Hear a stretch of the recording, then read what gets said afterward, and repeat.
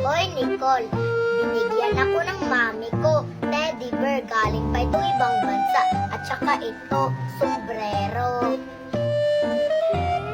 Binigyan rin ako ng mami ko. Ito, teddy bear, unicorn, tsaka elephant. At saka binalhan rin ako ng mami ko ng sombrero.